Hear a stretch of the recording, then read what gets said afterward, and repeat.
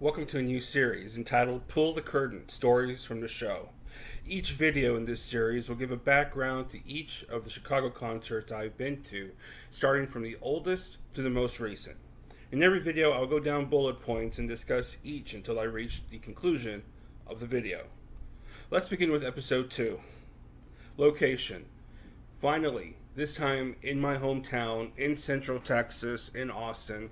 No driving necessary, I guess. Not 2.5 to 3 hour drives, or 4.5 to 5, but just a quick 10 to 15 minute drive to downtown Austin, off of 6th Street, to a new, at that time, a new location called the Moody Theater at ACL Live. And that was a brand new theater that was built to house the Austin City Limits live concerts. Before, it used to be somewhere else, which I had never been to. So this, other than itself being a new location, this is a new location that I've been to. But the good thing about it, it was in town, so I really didn't have to leave early or take time off. I went into work early, then I left work early too, just so I could get there, find some parking, because I needed to park somewhere, like to find what's it called, event parking, and I found that, and it was good. So it was in the garage, I believe, if I remember correctly, but it was just like around the corner. No, I take that back. This one here was on the street. It was street parking. Yeah, so it wasn't that far of a walk, and this was during the late summer, August, I believe. Well, I was seeing the ticket stub when I show the pictures and so and whatnot. But it was a brand new theater. Definitely, it was pretty cool. Going into theater, which was sort of on the outside, and then walking up stairs that are external to the inside of the theater. It wasn't like an amphitheater. The theater was completely inside and air conditioned, but everything, tables and concessions and stuff, was outside. So you could walk up the external stairs and look at this downtown Austin, from a height, which is pretty cool. And you'll see those in the pictures that I place in the video. But yeah, it was pretty cool. At the beginning of the show, getting there about an hour and a half early, I was able to, purchase some memorabilia, which I'll talk about later on in the video. But it was pretty cool. And this was the second. Before I forget, this was the second concert that I went to in 2011. So I went to two Chicago concerts in 1 year. Usually, after that, it was just one every year.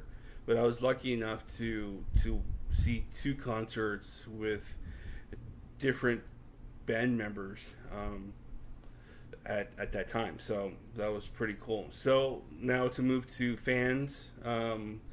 Next bullet point, the fans are pretty cool. It's Central Texas, it's Austin, so you're going to get a lot of, I wouldn't say hippie, but, liberals, just wearing, t-shirts and jeans and stuff like that. But, a lot of middle age. I mean, at that time, back in 2011, I was 10 years younger, so I was either in my early 30s. So I guess I hadn't reached middle age yet, but with Chicago concerts, you have people that are in their 40s or 50s, 60s, going to these concerts and kind of reliving their youth and enjoying, like a flashback of the 60s and 70s. But I was lucky enough to be able to, purchase tickets to where I would have floor seats and be able to look up at the band like I did in Winnie. Thankfully, there were no tables. This was traditional concert with rows of seats. But I believe either I sat towards the middle or towards the end, to the right of the stage, and that area or that section of the row. But it was good. It was good. It was a great view, actually, and being able to shoot video and take pictures was pretty awesome. The people there were pretty cool too. Of course, there are people walking in front of the shot from time to time, but that wasn't a bad thing. Seeing that I was on the floor and being able to be somewhat, close. I wasn't, I guess, in the middle of the section, but it wasn't that far. I mean, it wasn't that far and it wasn't that bad. Other than that, they were pretty cool, kind of laid back people, and it's sort of how Austin is. It's sort of a keep Austin weird, where it's just everyone is just doing their own thing and trying not to bother anyone else, which is pretty cool. Now the band had changed. This, just like in a matter of months, the band had changed. Band members had been swapped out. So, with the addition of Ray Herman, who is still with the band now, but Ray Herman joined the band at the concert at the Moody Theater ACO Live on saxophone, also with the flute, the woodwind section. He replaced Walt parazaider. Winnie, Texas, or in between Winnie, Texas, and Austin. Walt left the band, and Ray Herman took over. At that time, it was just a temporary, part-time replacement. But later on, it became a permanent position where Ray Herman is in Chicago and is a permanent member until he decides to leave or something else happens. But seeing Ray Herman there was I guess a shock, because I was happy to see Walt, and I wasn't expecting Walt to not be there, but Ray Herman took over. And going back to the name I couldn't remember from the previous video from episode 1 of the keyboardist who was there, his name was Lou Pardini, and Lou Pardini had replaced Bill Champlain, who was on, if you remember the 80s Chicago, that was Bill Champlain and Jason Sheff. So at this time, Lou Pardini had taken over. There was no, Bill Champlain there, but he did a great job. His voice sounded really nice, and it meshed well with Jason Sheff. And at that time in 2011, Jason Sheff is still there. So that was a pretty cool event. Seeing it there, it was pretty cool to see those two new band members. And lastly, last bullet point is memorabilia.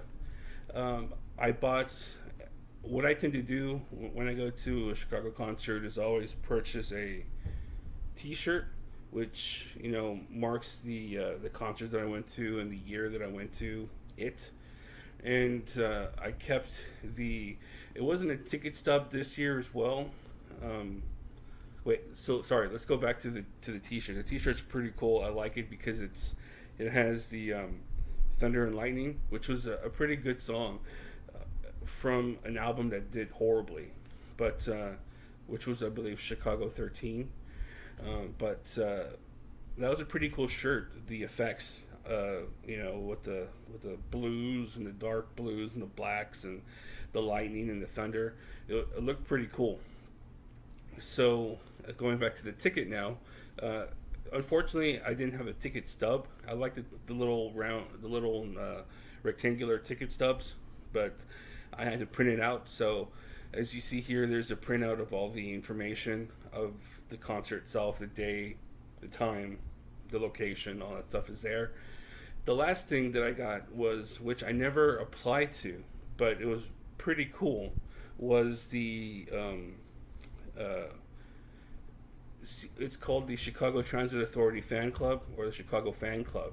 There was a flyer, and you'll see here in these pictures of the front and back of the flyer how you can send off and become part of the member, and then you get member benefits and perks for being a member. I never did it, but I kept it as memorabilia from going to that concert. So that, pretty much describes my experience going to my second Chicago concert at the Moody Theater at Austin City Limits Live, and that one was a great show. And it just seems like with every show that I go to, something new happens, and you'll hear that in the next upcoming episodes. Thank you for listening.